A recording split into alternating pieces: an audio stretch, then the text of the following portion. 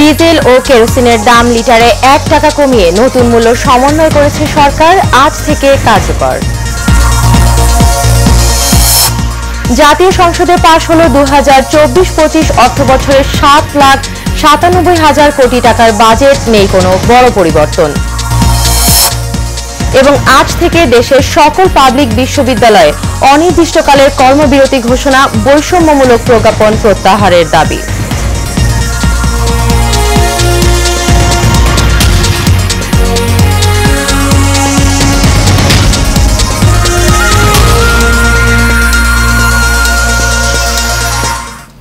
স্বাগত এশিয়ান নিউজের সঙ্গে আছে আকলিমা বিনতি ইউনুস। এতক্ষণ শুনছিলেন বিআরবি কেবল ইন্ডাস্ট্রিজ লিমিটেড সংবাদ শিরোনাম। এবার চলে যাচ্ছি বিস্তারিত সংবাদে। আন্তর্জাতিক বাজারের সঙ্গে মিল রেখে দেশে পঞ্চমবারের মতো জ্বালানি তেলের মূল্য স্বয়ংক্রিয়ভাবে নির্ধারণ করেছে সরকার। এ দফায় কেবল ডিজেল এবং কেরোসিনের দাম লিটার প্রতি 1 টাকা কমানো হয়েছে। রোববার স্বয়ংক্রিয়ভাবে নির্ধারিত নতুন মূল্যের তথ্য জানিয়ে প্রজ্ঞাপন জারি করেছে বিদ্যুৎ, জ্বালানি ও খনিজ সম্পদ মন্ত্রণালয়। এতে বলা হয়, ভোক্তা পর্যায়ে ডিজেল ও কেরোসিনের দাম প্রতি লিটারে 1 টাকা কমিয়ে 106 টাকা 75 পয়সা করা হয়েছে। তবে পেট্রোল ও অকটেনের দাম অপরিবর্তিত থাকছে। জ্বালানি ও খনিজ সম্পদ বিভাগ জুন মাসের হিসাবে জুলাইয়ের জন্য জ্বালানি তেলের এই মূল্য সমন্বয় করে প্রজ্ঞাপন প্রকাশ করেছে। আজ থেকে নতুন দাম কার্যকর হবে।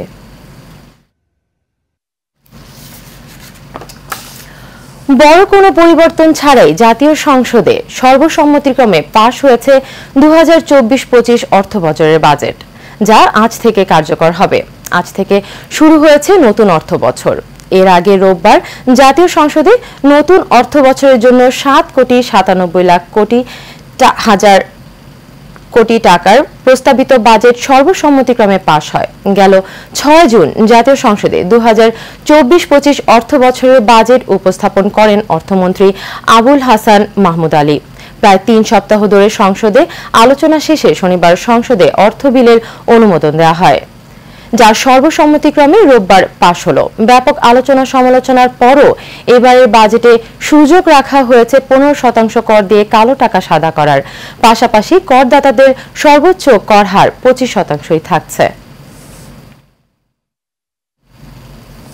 বৈষম্যমূলক প্রজ্ঞাপন প্রত্যাহার ছাড়াও সুপার গ্রেডে বিশ্ববিদ্যালয় শিক্ষকদের অন্তর্ভুক্তি এবং শিক্ষকদের জন্য স্বতন্ত্র বেতন স্কেল প্রবর্তনের দাবিতে আজ থেকে দেশের সব পাবলিক বিশ্ববিদ্যালয়ের সর্বাত্মক কর্মবিরতি পালনের ঘোষণা দিয়েছে বাংলাদেশ শিক্ষক সমিতি ফেডারেশন। দাবি আদায় না হওয়া পর্যন্ত এই কর্মসূচি চলমান থাকবে বলেও জানিয়েছেন শিক্ষক নেতারা। রোববার ঢাকা বিশ্ববিদ্যালয়ের কলা অনুষদে আয়োজিত এক সংবাদ সম্মেলনে এ ঘোষণা দেওয়া হয়। সংবাদ সম্মেলনে লিখিত বক্তব্যে শিক্ষক সমিতি ফেডারেশনের মহাসচিব অধ্যাপক ডক্টর নিজামুল হক ভুইয়া বলেন, পেনশন সংক্রান্ত বৈষম্যমূলক প্রজ্ঞাপন প্রত্যাহার, সুপার গ্রেডে বিশ্ববিদ্যালয়ের শিক্ষকদের অন্তর্ভুক্তি এবং শিক্ষকদের জন্য স্বতন্ত্র বেতন স্কেল প্রবর্তনের দাবিতে বাংলাদেশ বিশ্ববিদ্যালয় শিক্ষক সমিতি ফেডারেশন 3 মাসেরও বেশি সময় ধরে বিভিন্ন শান্তিপূর্ণ কর্মসূচি পালন করে আসছে। রাজধানীতে হোলি আর্টিজান বেকারিতে নৃশংস জঙ্গি হামলার 8 বছর আজ। হাইকোর্টের রায়ের পর 8 মাস পেরিয়ে গেলেও এখনো তা প্রকাশ হয়নি। 2016 সালের 1 জুলাই রাজধানীর গুলশানে হোলি আর্টিজান বেকারিতে জঙ্গি হামলায় স্তম্ভিত করেছিল গোটা দেশকে। সেনা অভিযানে নিহত হয় হামলার প্রধান পরিকল্পনাকারী তামিম চৌধুরী সহ 8 জঙ্গি। কারাগারে আছে আরও 8 জন। গেল বছর অক্টোবরে ডেথ রেফারেন্স ও আপিল শুনানি শেষে বিচারপতি শহীদুল করিমের নেতৃত্বাধীন হাইকোর্ট বেঞ্চ 7 জঙ্গির মৃত্যুদণ্ড কমিয়ে আমৃত্যু কারাদণ্ড দেন, কিন্তু এখনও প্রকাশ হয়নি সেই পূর্ণাঙ্গ রায়।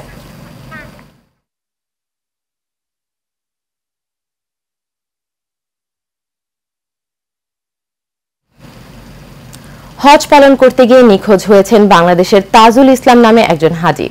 তিনি বেঁচে আছেন না মৃত্যুবরণ করেছেন সে বিষয়ে কোনো তথ্য নেই মক্কায় বাংলাদেশ হজ কমিশনের কাছে।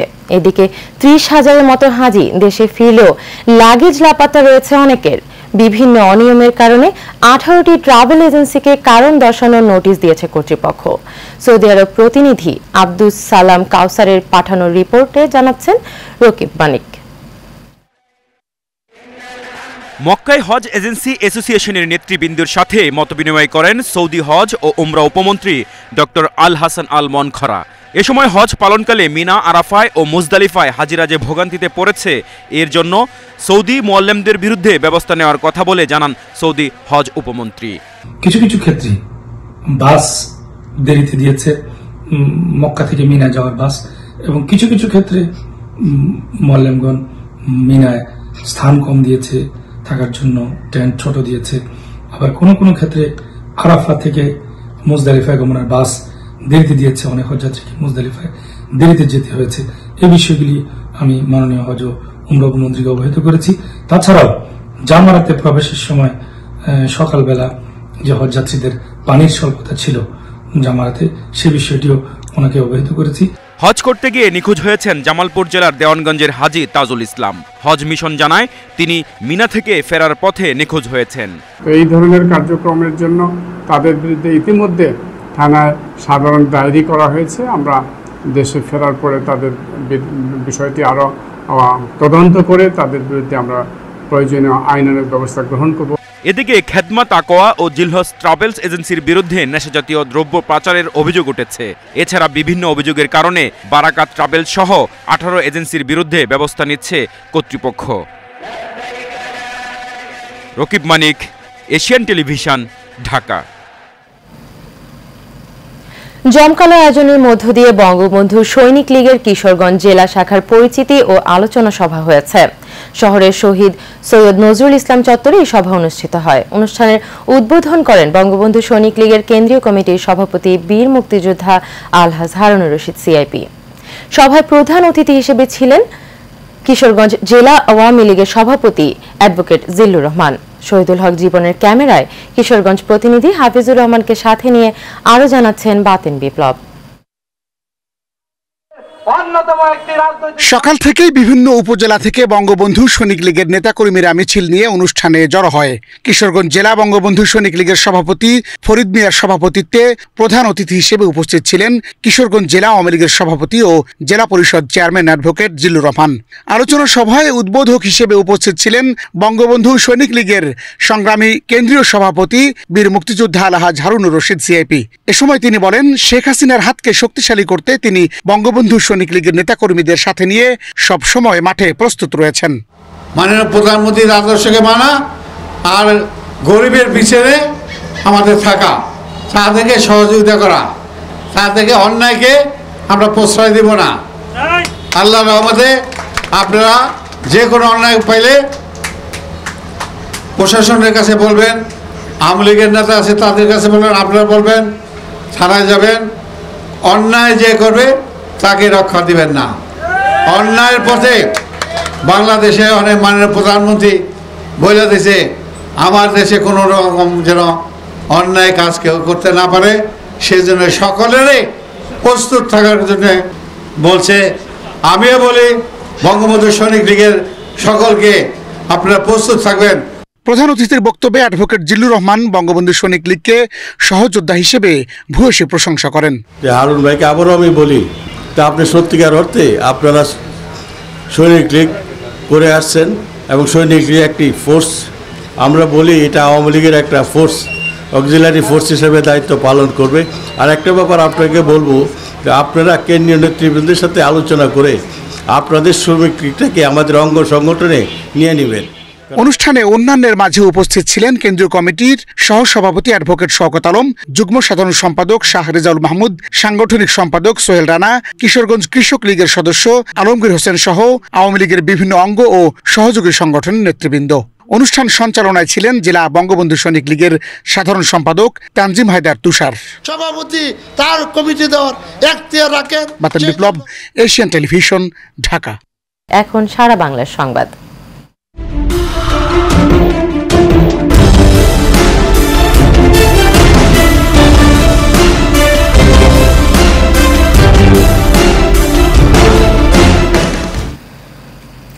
গাজীপুরের শ্রীপুরে এইচএসসি পরীক্ষার্থীদের সুবিধার্থে শিক্ষা উপকরণ ও বিশুদ্ধ পানি বিতরণ করেছে যুবলীগের নেতাকর্মীরা। বীর মুক্তিযোদ্ধা রহমত আলী সরকারি কলেজ পরীক্ষা কেন্দ্রের সামনে উপজেলা ছাত্রলীগের সাবেক সভাপতি জাকিরুল হাসান জিকুর নেতৃত্বে শিক্ষার্থী ও তাদের অভিভাবকদের মধ্যে শিক্ষা উপকরণ ও বিশুদ্ধ পানি বিতরণ করা হয়। জাকিরুল হাসান জিকু বলেন, যুবলীগ সবসময় মানুষের পাশে দাঁড়ায়। তার অংশ হিসেবে শিক্ষার্থীদের একটু সহযোগিতা করার জন্যই এমন আয়োজন।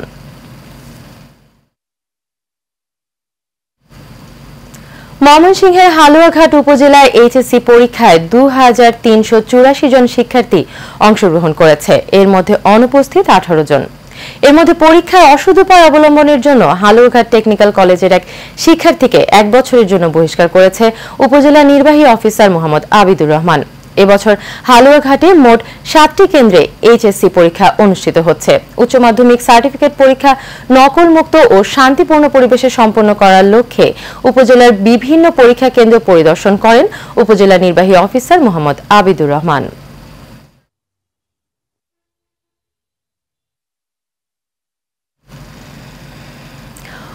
যশোরে মাঠে ফসলের রূপ নিয়েছে 12 মাসি সজনে ডাঁটা। দিন দিন বাড়ছে চাষের পরিধিও। পুষ্টি ও ঔষধি গুণ সম্পন্ন সজনে চাষ করে লাখ টাকা আয় করছেন কৃষকরা। কম খরচে ভালো ফলন হওয়ায় আগ্রহী হচ্ছেন স্থানীয় আরো অনেকে। এদিকে সজনে চাষ সম্প্রসারণে কাজ করছে স্থানীয় কৃষি বিভাগ। যশোর থেকে হাসিবুর রহমান শামীমের তথ্য ছবিতে বিস্তারিত জানাচ্ছেন অনুকৃতি আদিত্য। যশোরের চৌগাছা উপজেলার পাতিবালি গ্রামের কৃষক আক্তার হোসেন ও চান্দ আক্তার ইউটিউব দেখে চারা নিয়ে শুরু করেন 12 মাসি ওডিসি 3 জাতের সজনে চাষ। 1 বিঘা জমিতে 300 চারা ও 5 বিঘা জমিতে 1500 চারা রোপণ করে পেয়ে যান সাফল্য। চারা রোপণের 6 মাস পর গাছ প্রতি ফলন পান 8 থেকে 10 কেজি। আমি ইউটিউব দেখে উদ্বুদ্ধ হই এবং হর্টিকালচার থেকে চারা সংগ্রহ করে এই আবাদ শুরু করেছি। এতে আমার অনেক স্বাবলম্বী এবং আমার ফলও অনেক ধরেছে। আমি 80 টাকা দরে কেজি বিক্রি করছি। গাছে ভালোই ফল হয়েছে এবং আশা করি এখন আমি মেলা দিন ধরে বেচতে পারবো। ছোট বড় দিয়ে মেলা ফল আছে গাছে। আক্তার হোসেন ও চান্দ আক্তারের মতো এলাকার অন্যান্য চাষিরাও উদ্বুদ্ধ হচ্ছেন 12 মাসে এই সজনে চাষে। এটা আসলে ভালো তরকারি, তরকারি খাতেও সুস্বাদু। এই বছর মনে হয় লাখ খানিক টাকা মনে হয় বেচা যেতে পারে আল্লাহর রহমতে। 5 বিঘে সজনা চাষ করেছে। আপনার এটা 80 টাকা কেজি দরে বিক্রি হয়। আমাদের ভুঁই থেকে এসে নিয়ে যায়। হর্টিকালচার বিভাগ বলছে ওডিসি 3 জাতের সজনে কৃষক পর্যায়ে ছড়িয়ে দিতে নেওয়া হয়েছে নানা উদ্যোগ। সামনের দিকে একটা সম্ভাবনা ফসল হিসাবে সজনার আবাদের দিকে চাষিরা ঝুঁকছে। আমরা এই উন্নত মানের বীজ আনার মাধ্যমে ইন্ডিয়া থেকে মূলত এটা নিয়ে আসা হয়েছে এবং এখানে চারা তৈরি করে চাষিদের মাঝে সরবরাহ করা হচ্ছে। গেল অর্থ বছরে জেলার প্রায় 2000 কৃষক সজনে চারা রোপণ করেন। এর মধ্যে কয়েকজন কৃষক সজনেকে মাঠ ফসল হিসেবে চাষ শুরু করেছেন। অনুকৃতি আদিত্য, এশিয়ান টেলিভিশন।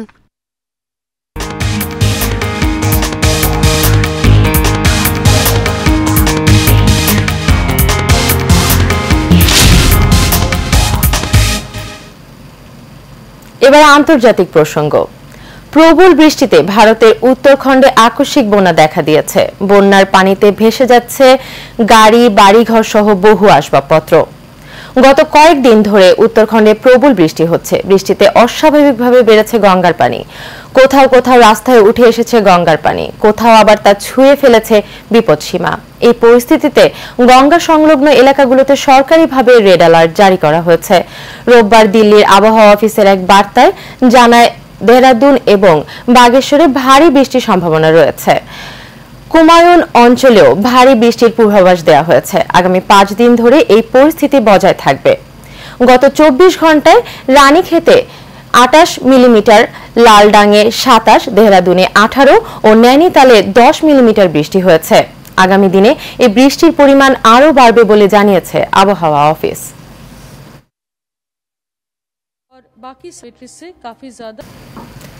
ভিন্ন মাত্রা প্রকাশনীর উদ্যোগে ঈদ পুনর্মিলনী কবিতা পাঠ ও সাংস্কৃতিক সন্ধ্যা আয়োজন করা হয়েছে। শনিবার সন্ধ্যায় রাজধানীর উত্তরার একটি রেস্টুরেন্টে এই অনুষ্ঠানের আয়োজন করা হয়। ভিন্নমাত্রা প্রকাশনীর চেয়ারম্যান মোহাম্মদ মাসুম বিল্লার ব্যবস্থাপনায় ও মোহাম্মদ মনিরুল ইসলামের সভাপতিত্বে এতে প্রধান অতিথি হিসেবে ছিলেন professor doctor AHM Mostafizur Rahman. উপস্থিত ছিলেন মোহাম্মদ শাহ আলম, ইঞ্জিনিয়ার মঈনুদ্দিন আহমেদ সহ আরো অনেকে।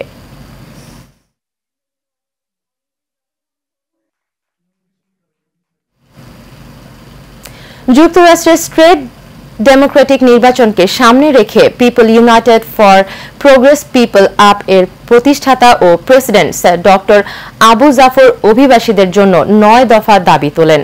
যুক্তরাষ্ট্রের জ্যাকসন হাইটসে এক আলোচনা সভায় এ দাবি তোলেন তিনি।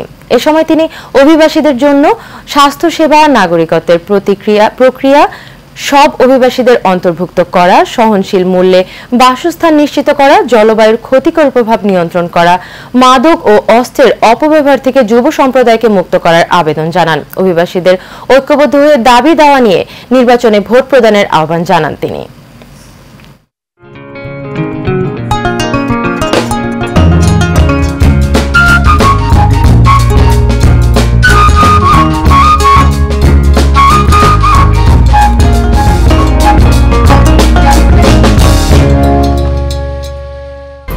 HM Expert B500 CWR স্বাধীনতার সুবর্ণ জয়ন্তীতে নতুন বাংলাদেশ গড়ার প্রত্যয়। HM Steel B500 CWR।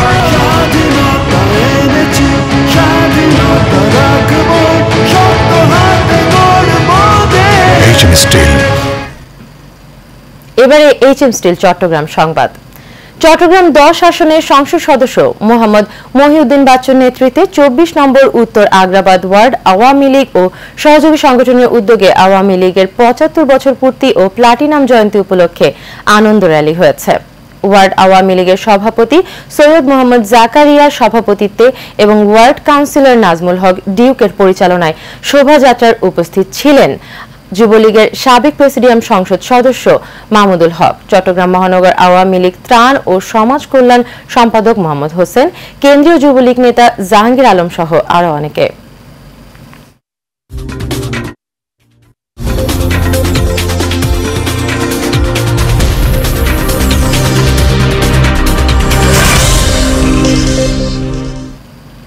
এবারে খেলার খবর। আইসিসি টি20 বিশ্বকাপের ফাইনালে দক্ষিণ আফ্রিকাকে 7 রানে হারিয়ে দ্বিতীয়বারের মতো চ্যাম্পিয়ন হয়েছে ভারত। বার্বাডোজের কিংস্টন ওভাল স্টেডিয়ামে টস জিতে আগে ব্যাটিংয়ের সিদ্ধান্ত নেয় ভারত। পাওয়ার প্লের মধ্যেই 3 উইকেট হারিয়ে চাপে পড়ে যায় তারা। তবে বিরাট কোহলি ও অক্সর প্যাটেল পরিস্থিতি সামাল দেন। 47 রান করে অক্ষর আউট হলেও দলকে লড়াকু পুঁজি এনে দেন কোহলি। 59 বলে 76 রান করেন তিনি। এতে ভারতের ইনিংস শেষ হয় 7 উইকেটে 176 রানে। জবাব দিতে নেমে ক্লাসেনের ঝড়ো 52, ডিককের 39 এবং স্ট্যাপসের 30 রানে ভর করে জয়ের খুব কাছাকাছি পৌঁছে যায় প্রোটিয়ারা। তবে শেষ দিকে ভারতীয়দের নিয়ন্ত্রিত বোলিংয়ে 169 রানে শেষ হয় দক্ষিণ আফ্রিকার ইনিংস। এতে 17 বছর পর টি20 বিশ্বকাপের শিরোপা ঘরে তোলে ভারত। শিরোপা জয়ের পর আন্তর্জাতিক টি20 থেকে অবসরের ঘোষণা দেন রোহিত শর্মা ও বিরাট কোহলি।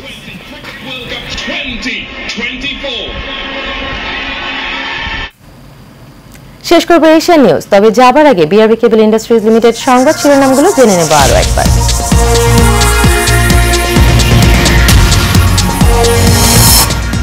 ডিজেল ও কেরোসিনের দাম লিটারে 1 টাকা কমিয়ে নতুন মূল্য সমন্বয় করেছে সরকার, আজ থেকে কার্যকর।